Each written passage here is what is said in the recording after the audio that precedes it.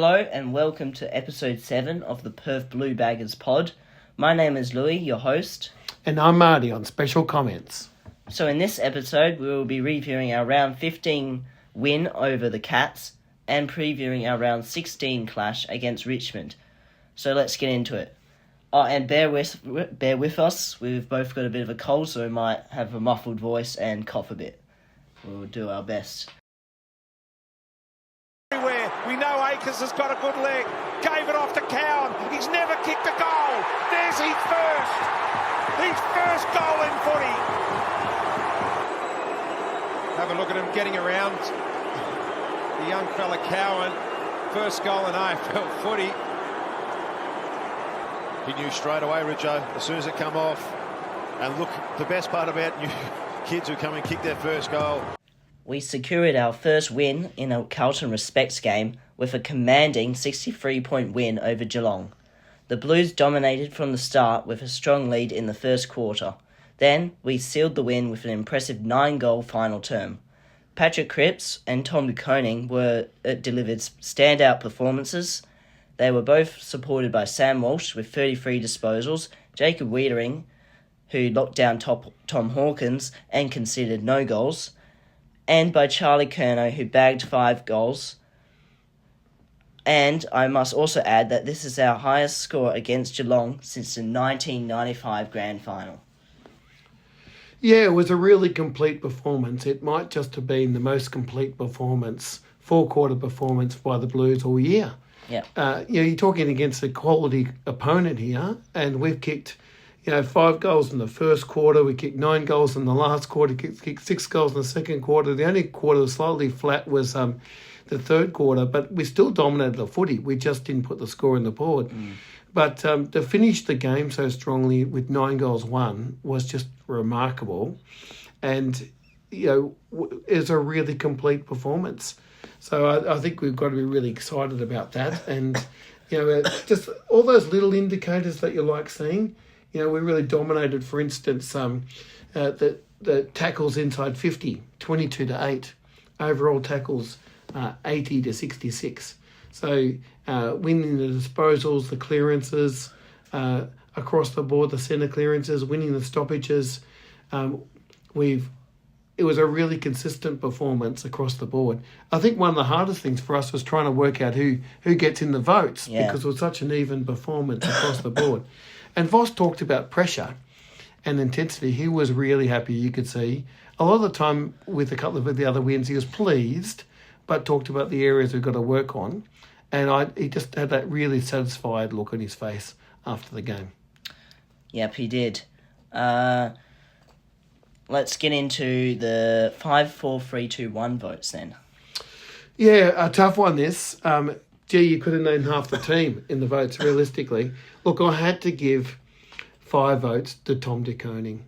He was just sensational. It was just a really superb performance. 25 touches for a ruckman. Kicked the first goal of the game after shoving his brother. Look, didn't he love playing against his brother? The intensity that he brought. He was determined that he was going to win the one-on-one against little brother, and so he did. And 25 touches, 1 goal. He had 6 tackles, 34 hit-outs, obviously, 4 marks. He just seemed to be kind of everywhere. Even 7 clearances on his own, 7 inside 50s. I mean, it's a really dominant performance, I think, in terms of the sort of player, sort of impact player. He was at the highest performance for the whole season of any player in any club. So, look, I just thought he was remarkable. It's not often you get 41 touches and dominate the clearances, 14 clearances no less. Wow. And you're not 5, not getting the top player. But I thought Cripps was sensational. And in most other days he'd get 5, but I've given him 4 votes this time round because he had another superb game. And isn't he putting together a season? Yeah. I mean, he's playing as well as he did when he won the Brownlow. There's a few other players that get talked about around the comp, but no one's playing better than Cripps in my view. He's been so consistent all year. And the other fellow that's been so consistent, of course, is Sam Walsh. and I'm giving him 3 votes. And he had 33 touches and 1 goal as well. And, he was just consistent all game. Really consistent all game. So, in the first quarter, for instance, he had 11 touches when the game was to be won. He had 11 touches again in the last. He saves his best for the big time, and he never stops running. And, he's the kind of guy, he always, his tackle count's always up. He had the most metres gained. Yeah, sensational performance from Walsh. His goal. His goal, that was a superb piece of play. It was just him continuing to run. So he was remarkable. 2 votes for Curnow, and again, how often kick 5 goals, and you end up with just the 2 votes. Curnow was sensational as well. He just made the most of his opportunities. He was the spark again around the place. He's got a clear lead in the Coleman. If he gets the Coleman, it'll be the 3rd straight Coleman in a row. First time since Gary Ablett in the 90s that this has been done. It would really stamp his mark as one of the great all-time full forwards. And he's putting together another superb season. So, and it's not just the goals he kicks. He's such a focal point in attack, and he sets up other goals as well from his strength and his agility. The last guy, slightly different track. We all love watching Chincotta play, and hasn't he reinvented himself as a tag? The guy, Geelong has often been held together in defence by Tom Stewart, who just takes intercept mark after intercept mark and gets in the road all the time.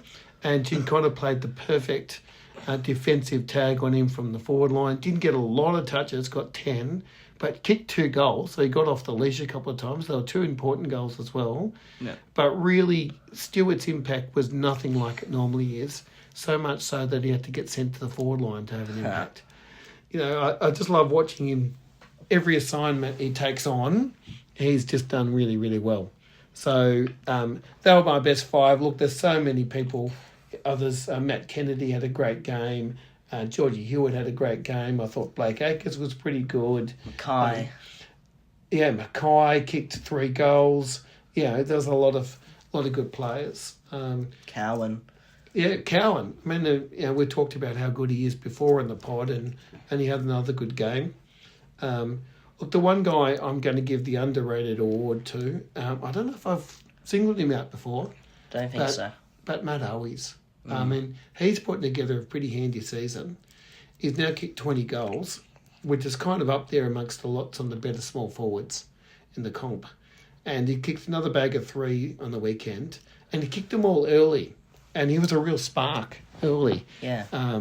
And he's one of the best set shots.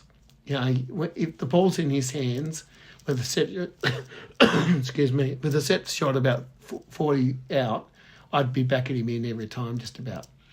And one of those 3 goals, he had Zach Tui caught with the ball, and I just love that as a forward. The tackles inside 50. Yeah. So well done to Owies. Another solid game for him. 5 tackles inside 50 for Owies. 5 inside 50. That's just fantastic. So that's pretty good. So let's get into the preview of round 16 versus Richmond. In this quarter for the Blues, Cripps almost. Some foot connection. Shovels it out. Got it to Chera. Chera around the corner. Blues by 9 points. Here's Dusty Martin. He couldn't get clean possession. Ball bobbling around everywhere. Still, mate. Carroll slides it through. They've done enough, I reckon. Here we are. 6 in a row for the Blues inside a goal. They have become miracle workers.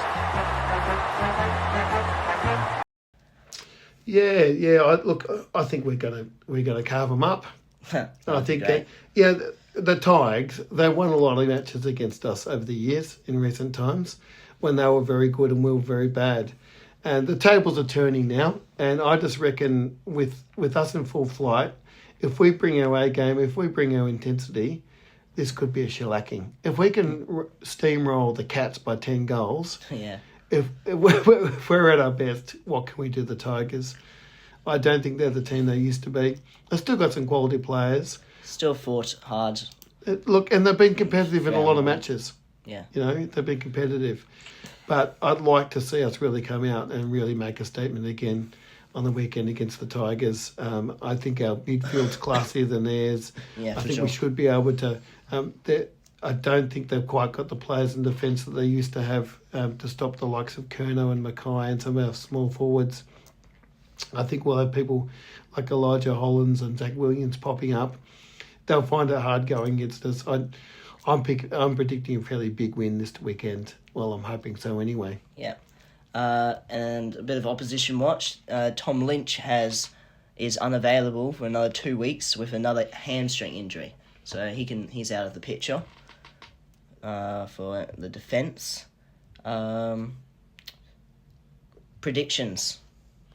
I'm going to predicting another 10-goal win. I think we can torch them by 10 goals. Yeah. This time, and look, you never quite know what'll happen. So a bit of percentage won't do us any damage. We shouldn't be arrogant. It's such an even competition. Anyone can surprise. But I would think if we're playing well, we should win comfortably. Yep. I reckon it'll be 72 points. Oh, are you going for 72? You're very confident. Just momentum building. Larger wins and upon larger wins sort of thing. I think most of our wins have been above 30 points since the Gold Coast win. Something like that. This is where the worm has turned, really. We were winning, but we're just getting over the line. And there was a couple of times I thought, a bit fortunate, or, we never really put them away, or, with one or two dodgy umpiring decisions, could have lost that, etc. This time we're not really leaving it to the umpires in the last minute. We're not leaving it to last-second heroics. There was a lot of heart stoppers earlier for Carlton fans, but this time we're winning like we should win, and actually putting some daylight between ourselves and some of the teams that we're actually tracking better than. So I'd like to see us keep doing that. And, if we want to finish right at the very top, top 2 or whatever, certainly top 4, you got to keep on winning. Yeah. Winning form is good form. Indeed. Just a little bit about injuries. Yep. And team selection. There's talk that Adam Chera should be available for the next game. He's probably the only guy now, leaving Doherty and Savani aside, who are out for the season, probably the only guy is a walk-up start when he's fit. And when he is fit, I think he's going to improve the game. And he's definitely available. Well, they think he's definitely likely to play next weekend, which is a boost. Hard one to work out who comes out of the team in a time like this, especially as he's a midfielder and our midfield's playing pretty well. There's no obvious weak links there. So wouldn't want to be in Vossi's shoes and trying to work that one out. Might have to take out Durden or Horatio. I think you could see that happen, given that we've moved Zach Williams forward, etc. Not quite light for light, but have to. I wouldn't surprise me if they took Durden out and made it Fantasia as Saba or vice versa, one of the others. I think they're probably in a bit of danger. Or you could also see Jesse Motlop come in for one of them too. Well, that's the other thing. So he's the one other guy that's now fit. Has played a bit of footy. He's got a few games under his belt. 2 goals in each. 2 goals in each of the last 2 games. In the VFL. If he's playing well, if he's back to full fitness, I think he probably is in our best 22. Yeah. So he's probably, certainly last year I thought he was ahead of Durden, and this year I'd put him ahead of Durden and Fantasia when he's fully fit. Yeah. So I think at some stage that they'll be bringing him back in, I'd say. Yep. And the last time he came in, he made an instant impact after not a lot of form. So hopefully he replicates that. He brings that X factor. Yep. He can make something out of nothing. He pounces. He's got that real speed and goal sense. So he's another guy that may well come in. Bit of an underrated goal in the semi-final. Akers' clutch goal wouldn't have happened without Jesse Motlop putting it within a goal. He's a pretty handy player. So every chance of him coming in. I love the talk. The Sydney outright favourite and us a second favourite. It's great to see. Great to see. And we've shown we're coping with the hype. So people saying, they won't deal with the hype early in the season. I think we are right now. I think that it's, one thing that they're preaching is consistency. So what we want to see after a good performance like that is the backup and another good performance on the back of that one. Yep. Thank you for watching episode 7 of the Perth Blue Baggers pod. If you have any thoughts, please comment below. If you haven't already, please subscribe to us on YouTube and follow us on Instagram. Thank you. Up the Baggers. Calm the Blues.